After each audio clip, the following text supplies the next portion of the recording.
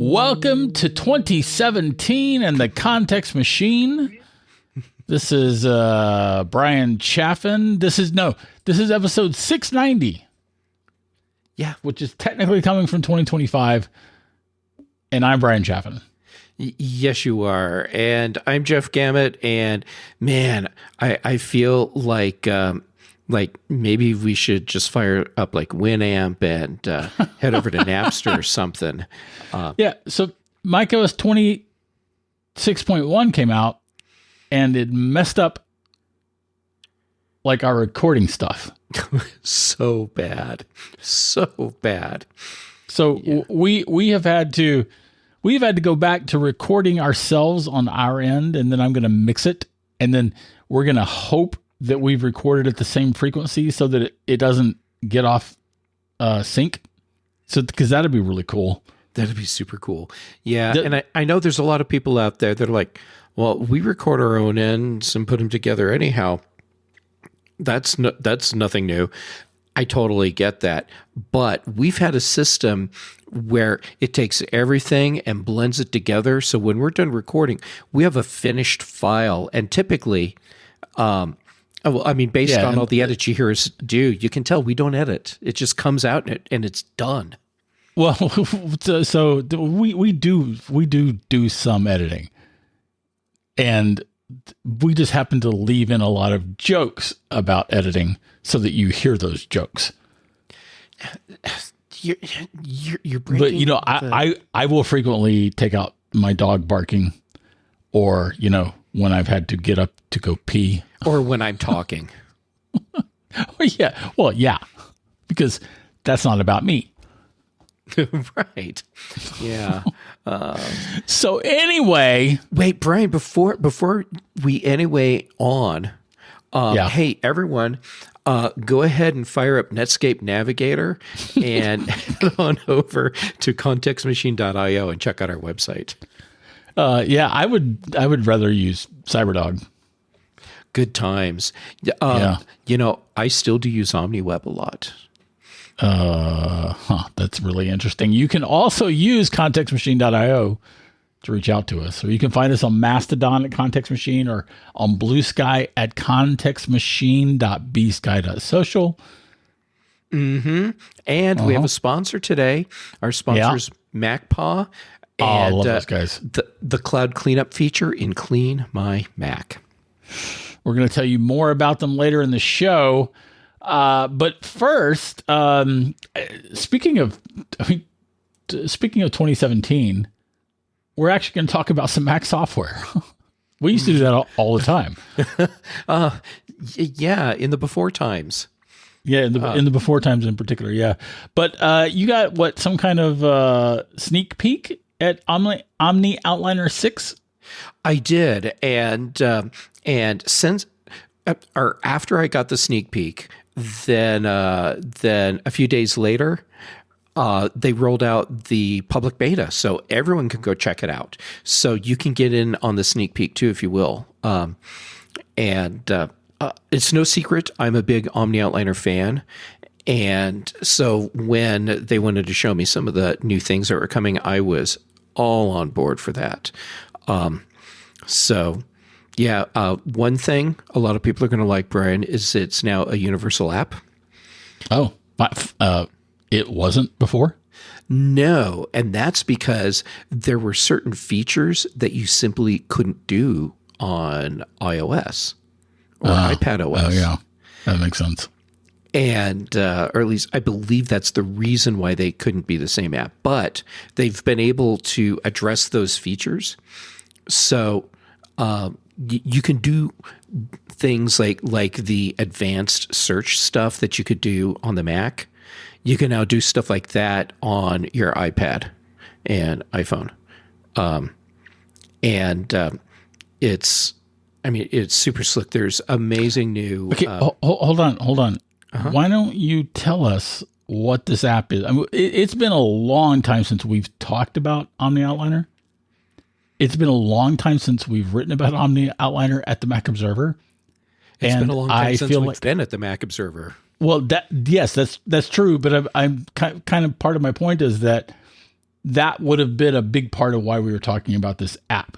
And it's been a long time. So why don't you start with what this app is? All right. So everyone knows what OmniOutliner is, except you, Brian. So I'll explain it to you. And of course, I know you actually know what OmniOutliner is.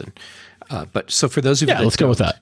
Yeah, let's go with that. Okay, so OmniOutliner is an application that has what it does right in the name, outliners. So it lets you make outlines. And yes, you can do outlines in other applications, but when you get like really serious about wanting to have a lot of control over what you're doing with an outline and make them very sophisticated, like have columns and so you can have a lot more information, almost like it's a spreadsheet or database in a way, but it's an outline. That's what OmniOutliner does. So like for me, if I'm writing something out, that's more than just like a paragraph or so where I need to structure what I'm doing, then I'll start an OmniOutliner and I'll make all the things that I need to talk about happen in there. I can reorder them. I can change the hierarchy and do all that stuff. I can throw links in and other files, graphics. I can link to other outlines that I have and other documents and other content. There's a ton of stuff you can do in here. So it's like anything you'd want to do with an outline, but then you want it to be like super powerful and handle all the other stuff where you're like, well, I have it in the outline, but I have to go reference this other thing. Nope, just use an OmniOutliner and that'll do it for you. Couple examples. If you saw my presentation at Macstock, actually any year, then what you saw is a presentation that started in OmniOutliner and then got exported out so that I could put it into Keynote, and it just automatically had my slides and notes because you can export out and then just open it directly. And so I do all of my presentations before graphics ever start happening. The whole thing is done in OmniOutliner. Then the bonus is I never have to look at the screen on my computer or behind me to stay up on my notes. I'll just have OmniOutliner on my iPad, and I can just reference that. And it's a lot less obtrusive because now I don't have anything in front of me to separate me from the people I'm talking to. Anyhow, super powerful, and it's just a really cool thing. You remember way long ago when I wrote my book, Designer's Guide to Mac OS X? I did the whole thing in OmniOutliner, and then took it out from there and did all the formatting and stuff that was necessary for it to go to press. So, does that sound like a good overview of OmniOutliner? Yeah, it does. And how long has it been since? How long has 5.x been out? 10 years. Not nearly that long. Did you almost make me have to edit? I honestly don't even remember when OmniOutliner 5 came out. In my defense, we live in crazy times, and we had the whole pandemic lockdown, and it changed how I perceive time in general. Right. And we could look this up right now, but I don't know. That just seems way too professional for us. It's been a long time though. And so OmniOutliner fans have been waiting for this update for a while. Yeah. And it's here. Is it been released, or are they just still showing sneak peeks? It's a beta that anyone can go and get in on. And the Omni folks are, has there been any change in the company? No, they're still just as awesome as they've always been. Yeah. So they're a great Mac company. Yeah. Oh, they absolutely are. They are just absolutely fantastic. And I can personally confirm there have been no changes in the company. When I did my meeting with them about OmniOutliner 6, Ken Case, founder of the company, he's still there, and he was in the meeting talking with me about OmniOutliner. So awesome. Yeah. So the real deal, the real people, they're still there. It felt just like 2017. In many ways, it did. I'm detecting a theme. Yeah. Maybe they should have called OmniOutliner 6, OmniOutliner 6, the 2017 edition, just for Jeff and Bryan. Sure. All right. So get back to what's new in the app. Okay. So the the advanced filtering, that's universal now. So that used to be Mac only. One thing that's really important for a lot of outlines is all of the the granular formatting, and you couldn't really do that on an iPad, for example, because you couldn't use the styles attribute inspector, and now you can. So there's a bunch of other things, but those are like big standout things. One thing that made me super excited on the Mac, and this is a Mac thing because it applies to how you use applications on your Mac. You can have multiple windows for the same document open. And to wrap your head around that one, let's say you have a really long, complex outline, and there are like two different sections that you need to reference at the same time. You don't have to scroll back and forth through your outline to get to those sections. Just have a couple windows open and look at the parts you want in each window. This one's going to be super useful for me. Cool. Yeah. And another thing they showed me, it's so simple, but it's like so big for the people that use it. Let's say you toss a graphic into an outline. The thumbnail would be like this. It tried to represent it at full size. So now you can resize the thumbnail so that that it's a more reasonable size for whatever your outline is.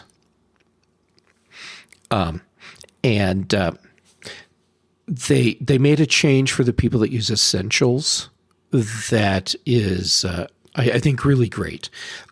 So before, if you had an outline that had inline attachments, so it's like links to other documents and stuff, what you would do is, or if you're using Essentials, what you would see is a dialogue saying, "Hey, you need to have the full version, not the Essentials version."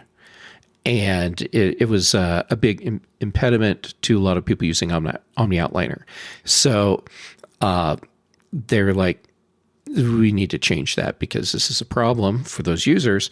So now, even if you're using Essentials, it has full support for inline attachments. So all of those outlines that people were using where they would just kind of get stonewalled because someone else had made the outline and it had inline attachments, not applying anymore. So that was a huge thing. They did tons with automation, and some of the stuff they were showing me, it was like getting super cool because now you can also link it in to, well, it has support for Apple's AI foundation thing. So you can use Apple's AI directly inside OmniOutliner. So like an example would be, let's say, Bryan, you are putting together a presentation for, let's say you're going to MacStock with me next year and you're speaking. And so you're going to talk about everything that matters to Bryan. And that sounds like every day. Well, yeah, it's going to be the keynote. Okay. Yeah. All right. And let's say you have like a document that you've just written all this stuff in. Let Apple's AI thing look at your document, and then it'll just make an outline for you out of that. So you have a great starting point without having to figure out, how do I need to structure all these parts? Or if you're doing a thing where you're asking for information, and you need the results to be in an outline format, you pose your query, it processes all of that, and then generates you an outline with your answers. All right. So it's super cool. And if we're using Omni links, so that's a thing where you're linking like between spreadsheets, between outlines, or you're linking out to other documents and stuff. It used to be if you were sharing that outline with someone else and they have all those documents, that would all break unless they had the exact same file structure on their computer to match up with the link. Now that's not a problem. So you get a document like that, you click on a link, and it's like, Bryan, tell me where the folder is that has these files. And you point it to that, and it's like, done, fixed. So super cool. And it doesn't matter what device you're on. It works across all of them now. So they've taken a tool that is super useful already and really ramped it up. And clearly they had people like me in mind when they were doing all this stuff, because I do so much in outlines. And playing with the beta, of course, there's some things that don't work yet because it's a beta, and that's fine. You go into a beta knowing what's going to be a problem. But it's been working great for me, and don't have to worry about file format change. So all the OmniOutliner files I already have, they open in version 6 just fine. And I've been able to work on the various outlines that I have happening right now in OmniOutliner 6 without any problems. Cool. Yeah, it's super cool. So, yeah, if you're not an OmniOutliner fan, go check it out. I'm super impressed with what they're doing. All right. Giddy up. Thanks for the update. Hey, sure thing. I bet we will come up with an opportunity to talk about this more later, because this is just the very first beta release they're getting out there, and so there's going to be some cool stuff happening, I think. That seems likely, right? Seems likely to me. All right. So why don't we take the opportunity to tell the folks about our sponsor, MacPaw? I would actually love that. So MacPaw, company we already love, and Clean My Mac, a utility suite for the Mac that we already love. They've added in a new thing called Cloud Cleanup. And what I love about this is that it addresses a problem that I have, and I'm assuming a lot of other people have, which is you have cloud services where you're storing a bunch of files. iCloud, OneDrive, Google Drive, that's what it works with right now. And you're like, crap, I'm going to have to buy more space. I don't, but because I have so much stuff, let Cloud Cleanup go through all of that and help you figure out where you're wasting space on those services and clear out the stuff that you don't need. So maybe you don't have to pay for extra storage. It's super slick and it's super cool and it's really handy. And so yeah, if you are someone that uses cloud storage, and you're ready to make sure that you're not wasting space and having to spend money on that, go get Clean My Mac and use the Cloud Cleanup feature. So here's what everyone can do. You can get tidy today with your cloud services, you can try it free for 7 days. And then if you go to CLNMY, so that's clean my, but without the vowels in it, CLNMY.com/context machine, all uppercase letters, then you can get 20% off Clean My Mac and take advantage of cleaning up your cloud storage and take advantage of all the other features. So that's super cool. And thank you to Clean My Mac at MacPaw for being our sponsor this week. Yep. Talk about good companies, good Mac companies. Yeah. Hashtag blessed. There you go. Okay. So now I wanted to follow up with you. So I believe the last show we did, we talked about you preparing to go to your first pin show. Isn't that right? Yes. And I actually did go. Yeah, you did. And you met my friend Nick. Nick is super cool. And holy crap, he has so much information packed in his head. Yep. I was like really, really impressed with everything he knows. And he's a really nice guy. I'm so glad I got to meet him. So, well, I am too. So I've been playing shuttle between you and him for a long time with questions that you had about pin stuff. But what I'm curious though is, like, what did you, what was it like to be your first pin show? It was super cool and it was super fun. When you and I go to shows, conferences, whatever, expos, we're usually there in some sort of official capacity speaking. When I went to this, I'm just another person showing up who likes pens. And the exciting thing for me is walking in and knowing that I'm completely anonymous there. No one knows who I am. No one assumes I have some agenda or anything. Ironically, I did at one point hear someone call my name and turn around and saw someone that is a fan, has been a fan of our shows for a long time. So we talked for quite a while, and that was actually really cool. You ran into a fan of ours? Yeah. From at way the back. pin show. Yeah. You had you had a random person who was randomly attending the same pin show that you were attending, and they were a fan of ours. This is how my world works, Brian. Huh. That's pretty cool. Who was it?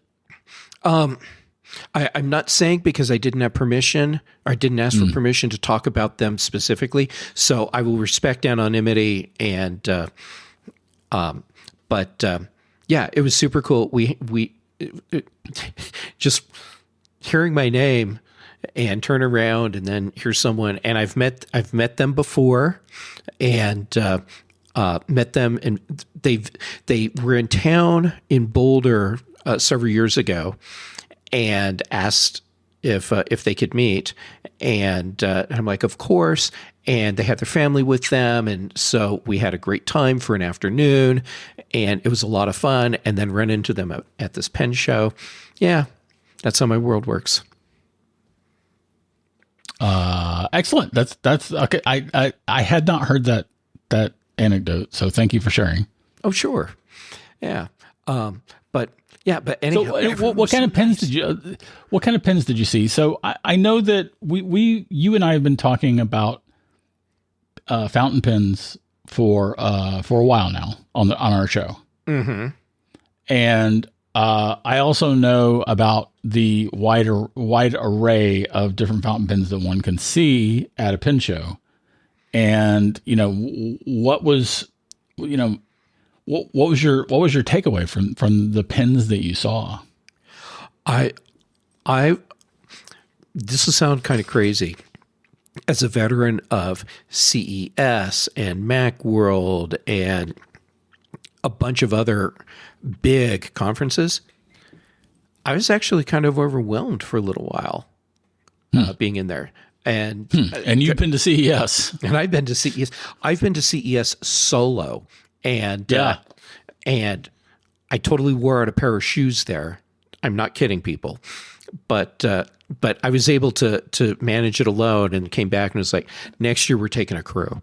But yeah, for a little while I was overwhelmed. But everyone was so nice, and before I even got in to the expo floor area, I was talking with people, sitting down at tables, showing. They're showing me their pens. I brought a couple pens with me that I wanted help confirming what models they were, and so I got hooked up with the right people to tell me what these pens were. It's a couple Mont Blancs, and anyhow, everyone. Did you take them with you? I took them with me. Yeah. Right. So you that's something that you can do at a pen show. You can bring the pens that you have, the old fountain pens that you have that you're curious about. You're going to find someone who will know something about them. Yeah. And it was interesting, like some people, they look at the pens and are like, oh, I think it might be a 145, but I'm not sure. And that's one of the Mont Blanc pens. And but then there's this one guy, they're like, just go see him. And he was right by the entrance. And I pulled the pen out, handed it to him.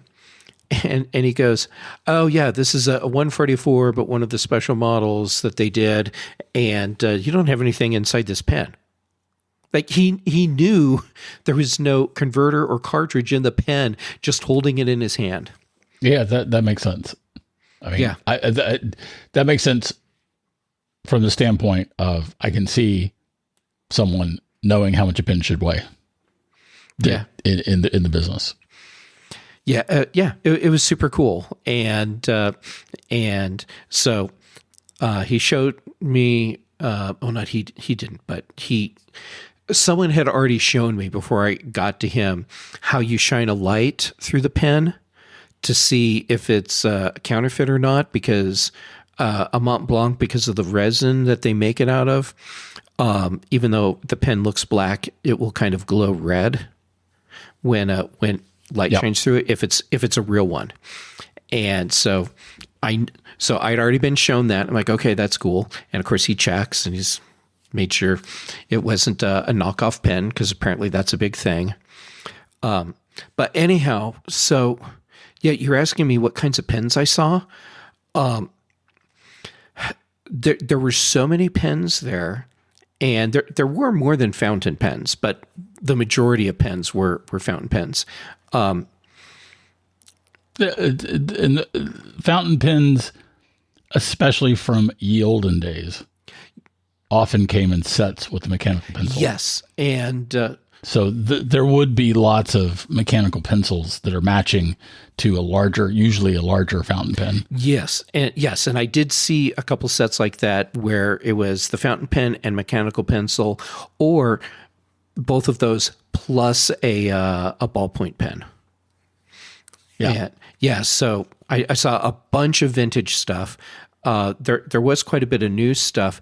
There was this one company that was there that have the pen. It's a Japanese pen where the style is they take like eggshell and it's ground up into tiny little pieces, and then they hand place the pieces onto the pen body and make these intricate patterns out of it. And I don't know what that's called, but there's this one pen that I'm looking at. I'm like, this is amazing. I love how it feels, and I love how it writes.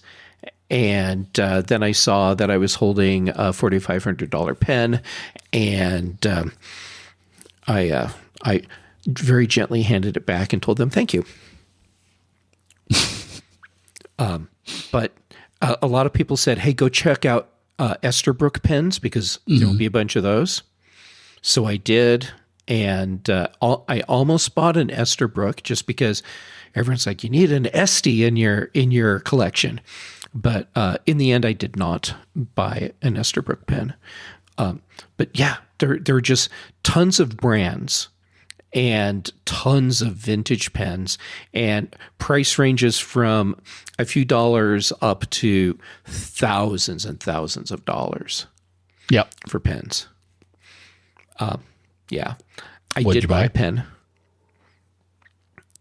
Well, first I bought it from Nick, and it was cool because I said, here's my budget. And remember how I said I'm taking some cash with me, and that's all the money I can spend. That's smart. And yeah, because I mean, it would have been easy just to buy, and I didn't want to do that because I figured I'd get home and I'd have a bunch of stuff related around. I'm like, this is fun, but it's not really wanted.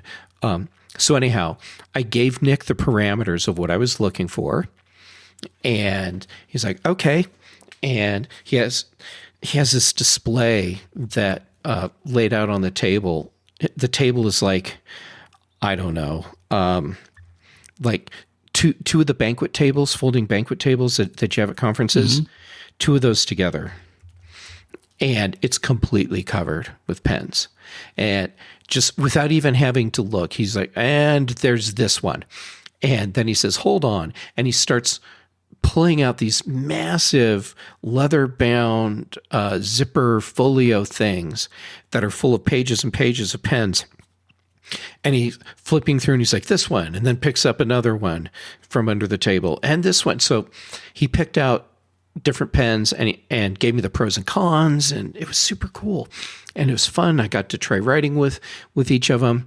So my parameters were, I wanted to spend no more than $200, and I wanted something that I could use as an everyday carry pen if I so choose.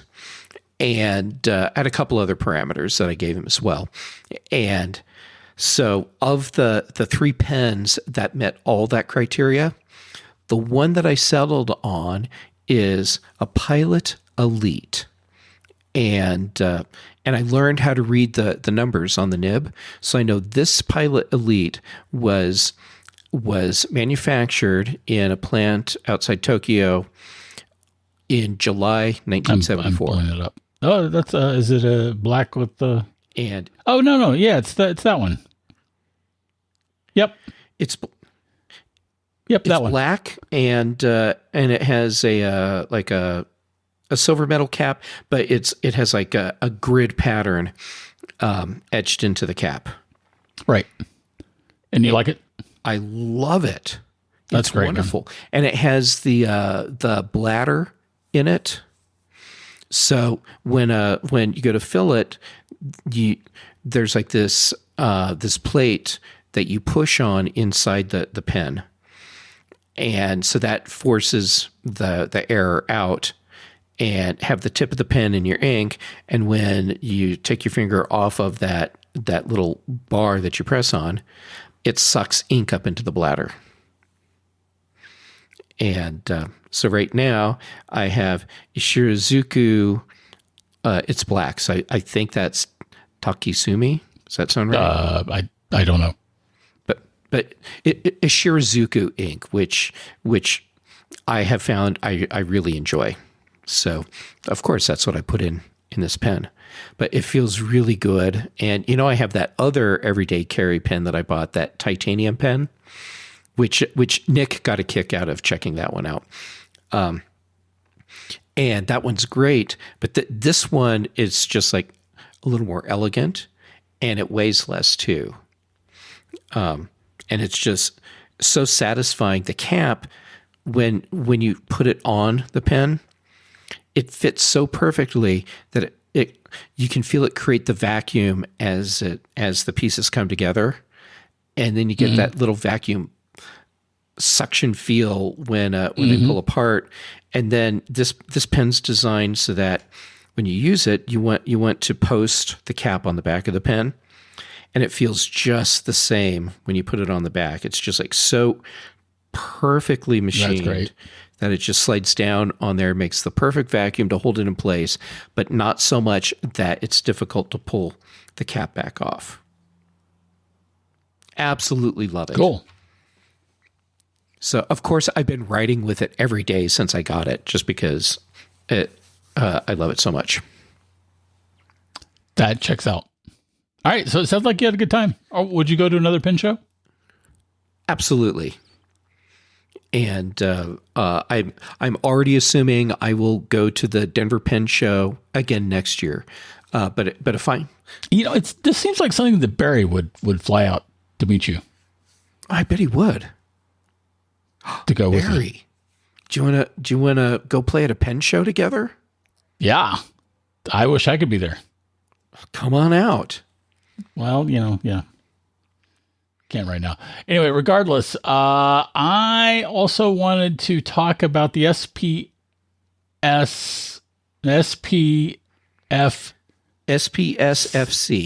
I can never remember the acronym. It's the Self-Publishing Science Fiction Competition 5. Now, astute readers will, listeners even, I like to call you sometimes. The people who read with their ears. Yes, the people who read with their ears. They will have noted that my novel Accidental Intelligence was a finalist in the SPSFC 4. That would be last year's competition, right? And I was super excited about that. The SPSF 5, SPSFC 5 has been announced for, obviously this is the next competition, and I'm going to be a judge this time. Oh, super cool. Yeah, I think so too. And they're looking for more judges. So if you are an author, or if you are an avid reader of science fiction, you can apply to be a judge. I should apply. I have like 5 years to read the books, right?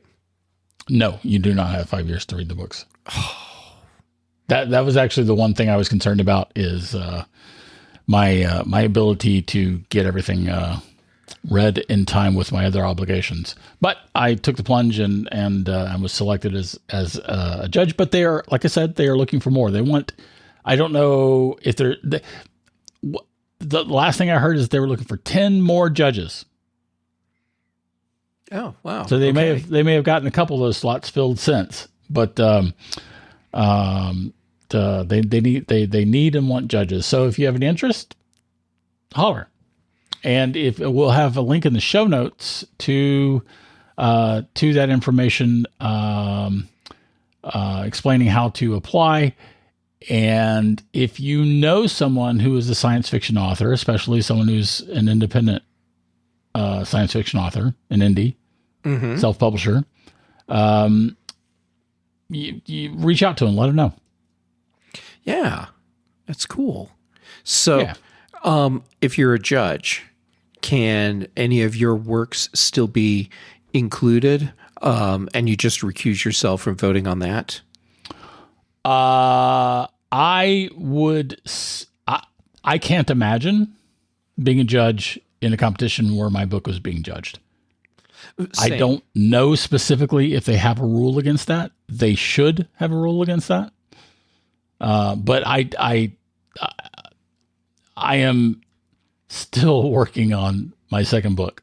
So that's why I applied to be a judge, is because I knew that my book wouldn't be ready to submit. I think being a judge would be a really cool experience for you. Yeah, it should be fun, and it's a great competition, and it is it's an important competition in my opinion. In that it highlights independently published science fiction. Yeah, that's super cool. Yeah. So anyway, I just wanted to catch you up on that, and giddy up, right? Giddy up. Shall we call it? Yeah, let's do it. I mean, all right. This is pretty long for a podcast in 2017, anyhow. So yeah, we should wrap up. That's fair. I'm gonna play that thing, and remember, you can't hear it, Jeff. So just as a reminder. And that's this week's competition. What is this? This is a podcast, right? This is a podcast. Yeah. Right. That's this week's Context Machine. If you have anything to comment on that or question, you can write us at contextmachinepodcast@gmail.com. Our bandwidth is provided by CashFly, and the bass is by Dr. Boom, recorded just for this show. And that's all for this week, Jeff. Yeah, it may be, yet I still want to thank MacPaw and their Clean My Mac app, and especially Cloud Cleanup in Clean My Mac for being our sponsor this week. Head over to their website and use the code Context Machine so you get 20% off your purchase. And thank you for being our sponsor. Yep. Thank you for being our sponsor. And until next week. Boy, those looks sound great.